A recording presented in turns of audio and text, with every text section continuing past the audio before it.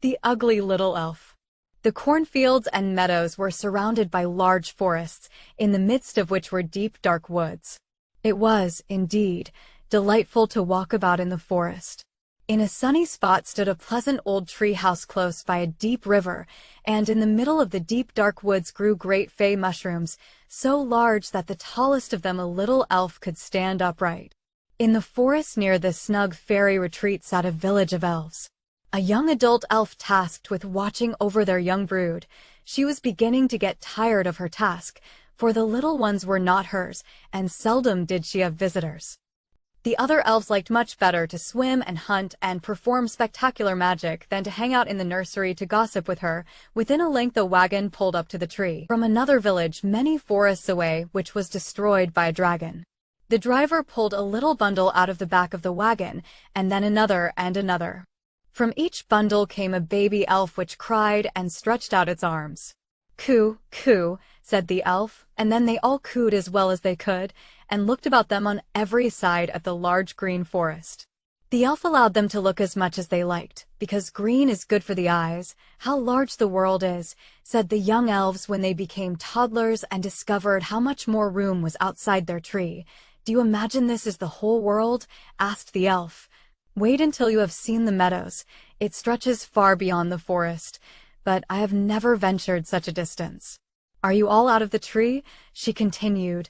"No, I declare, the smallest of you is still in there. I wonder how long it will take for her to be brave enough to leave. I am quite tired of being in the tree." And she entered again into the tree with the other little elves. "Well, how are you getting on?" asked an old elf who wandered by her tree. "One elf is too scared to leave," said the mother elf. "I cannot convince the smallest to go. But just look at the others. Are they not the most radiant little elves you ever saw? They are the image of beauty." "Let me see the child that will not leave," said the old elf. "I have no doubt it is a changeling child. I was tricked into caring for one once, and after all my care and trouble with the young one, it was afraid to leave the tree. I argued and pushed, but all to no avail. I could not get it to explore the forest. Let me look at the child. Yes, that is definitely a changeling. Take my advice, leave it where it is, and teach the others about the forest." "I think I will wait a little longer," said the mother elf. "As I have waited so many years already, a few days will be nothing." "As you wish," said the old elf, and she went away. After a few days, the smallest was ready to leave the tree. A few passing elves stared at the smallest child. The mother elf realized this child wasn't like the other children. She thought, "It is very short and fat and not at all like the others. I wonder if it really is a changeling. I shall soon find out when we go to the forest. She must go in if I have to carry her myself." On the next day the weather was delightful, and the sun pierced through the canopy of leaves, so the mother elf took her young brood to the edge of the forest, stepping in without a sound. "Come hither," she cried, and one after another the little elves stepped in. The ferns over their heads when they ducked under a tree branch, but they popped back up the instant they reached the other side, and started dancing about prettily with their legs flittering below them as easily as possible, and the ugly little elf was in the forest dancing with them. "Oh," said the mother elf, "that is not a changeling. How well she dances, and how unafraid of the forest she is. She is my child, and she is not very ugly after all, if you look at her right in the shadowy light. Maybe she was just cursed by a fairy. Children, children, come with me now. I will take you into the village and introduce you to the grand elves, but you must keep close to me or you may get lost, and, above all, beware of the fairies." When they reached the village, there was a great disturbance. 2 elves were fighting for a magical feather, which, after all, was carried away by a fairy. "See, children, that is the way of the world," said the mother elf, touching her cheek, for she would have liked the magical feather herself. "Come, now make light your feet, and let me see how well you behave. You must bow your heads prettily to that popular elf yonder. She is the highest born of them all, and has magic blood. Therefore, she is beautiful. Don't you see she has a radiant robe and several men following her, which is very grand, and a great honor for an elf. It shows that everyone loves her and will do as she says, as she is recognized as beautiful by both men and fairies alike. Come now, don't drag your toes. A well-bred elf lifts her feet gracefully, just like all of the other pretty elves, in this way. Now extend your neck and hold your head high. The little elves did as they were bid, but the popular elf stared and said, "Look, here comes another brood, as if there were not enough of them already. And what a peculiar little object one of them is. We don't want her here." And then another spiteful elf walked over and struck her forehead. "Leave her alone," said the mother elf. "She is not doing any harm." "Yes, but she is so short and fat," said the spiteful elf, "and therefore she must be turned out." "The others are very pretty children," said the popular elf, with young men obsessing over her every word, "all but that one. I wish her mother could make her prettier." "That is impossible, your grace," replied the mother. "She is not pretty, but she has a very good personality and dances as well, or even better than the others. I think she will grow up pretty, and perhaps be smaller. She was touched by a fairy too young, and therefore her figure is not properly formed." And then the mother elf stroked the child's forehead and fixed her hair, saying, "It is a humble elf, and therefore not of so much consequence. I think she will grow up strong, and able to care for herself." "The other children are graceful enough," said the popular elf. "They are welcome in the village, and if you find a magic feather, you'll bring it to me." And so they made themselves comfortable within the village, but the poor little elf, who had left her tree last of all, and looked so ugly, was smacked and made fun of, not only by the popular elves, but by all the elves. "She is too big," they all said, and the slenderest of elves, who had been born into a world of silver spoons, and fancied himself an influencer, puffed his chest out like a bird in flight, and became quite red in the face with passion. So the poor little elf did not know where to go, and was quite miserable because she was so ugly and mocked by the whole village. So it went from day to day till it got worse and worse. The poor little elf was driven about by everyone. Even her own sisters were unkind to her, and would say, "You're an ugly creature. I wish the fairies would get you." And her mother said she wished the little elf had never been born. The young elves mocked her, the older elves ridiculed her, and the popular elves would kick her when they walked by.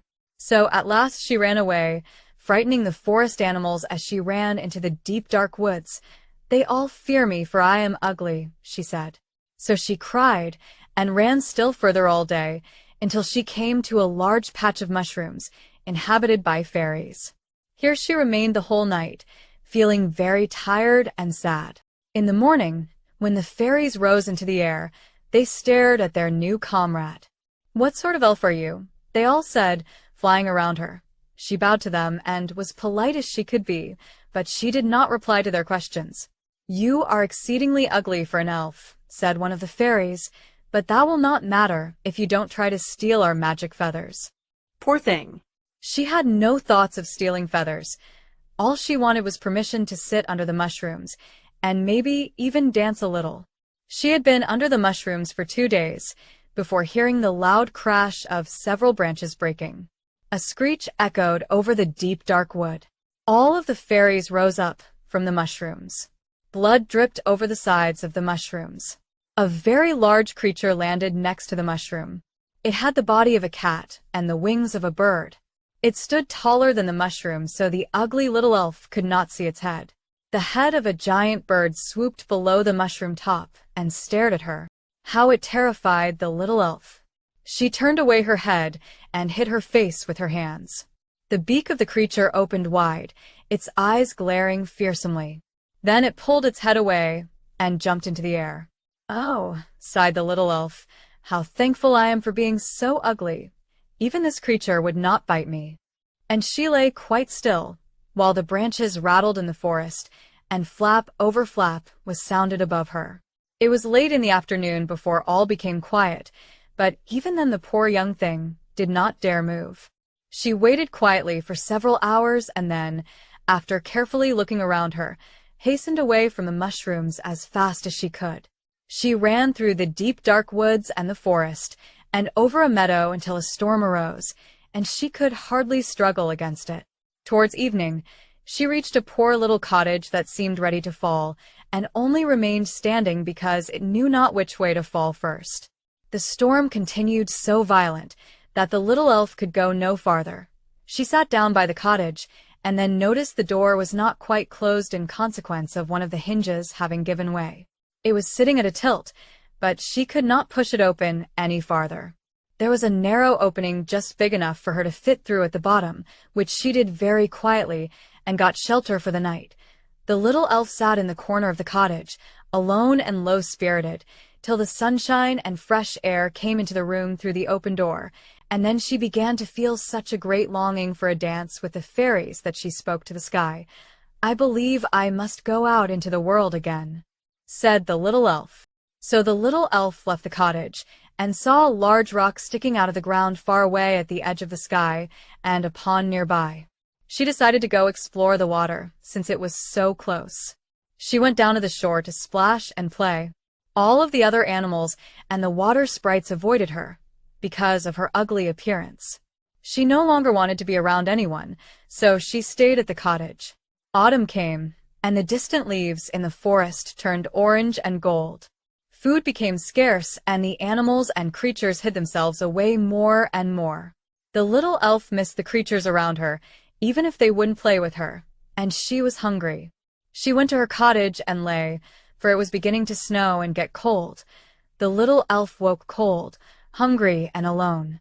She didn't know what to do, for she was never taught by the mean elves. When she moved around, she felt warmer, so she continued to move until she was so tired and hungry she could not any more. She laid down in the corner and fell asleep. Early in the morning, a peasant human, who was passing by, saw her in the corner of the cottage, for he looked through a window.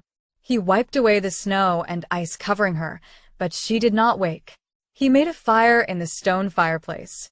Placing her next to it, the warmth revived the poor little elf. But when she saw the hairy man and all of his tools, she became scared. Why was this man not fleeing from her ugly self? Did he think she was dead, or is he waiting to kill her for being so ugly? The little elf waited till the man's back was to her, and she scurried out the door. She heard the man scream, and was filled with fright. She ran toward the rock sticking out of the ground as fast as her little legs could take her. It would be very sad were I to relate all the misery and problems which the poor little elf endured during the hard winter, but when it had passed, she found herself lying one morning at the base of the giant mountain jutting from the ground, among all the little rocks. She felt the warm sun shining, and heard the griffons singing, and saw that all around was beautiful spring. Then the young elf felt that she was strong. She began to climb, and rose high on the mountain. She bore onwards, until she found herself on a plateau filled with flowers. A single tree bent its long branches down, behind which she saw a small hole. She heard the clanging of metal and the smashing of rock. "I will climb down to see who is making that sound," she exclaimed, "and they will kill me, because I am so ugly and dare approach them, but it does not matter. Better be killed by them than hit by elves, eaten by a flying cat, or starved with hunger during a winter." Then she climbed into the hole, and continued through the cave towards the sounds, and the hole opened into a cave with little light. Several small creatures walked towards her. "Kill me," said the poor little elf, and she lowered her head down to her chest, staring into a puddle, and awaited death. But what did she see when the light grew brighter? Her own image, and another that looked just like her. To be raised in an elf village is of no consequence to a dwarf, if it is born in a mountain. She now felt glad, having suffered sorrow and trouble, because it enabled her to enjoy so much better all the pleasure and happiness around her, for the great dwarf ran around the cave, hugging everyone as a welcome. Then another dwarf about her age came into the cave and cried, "There is a new one. There is another dwarf come. The new one is the most beautiful of all. She is so young and pretty." Then she felt quite ashamed, and hid her face in her hands, for she did not know what to do. She was so happy, and yet not proud at all. She had been persecuted and despised for her ugliness, and now she heard them say she was the most beautiful of all the dwarves. The torch shone warm and bright. Then she tousled her hair, raised her head, and cried joyfully from the depths of her heart, I never dreamed of such happiness as this, while I was an ugly little elf.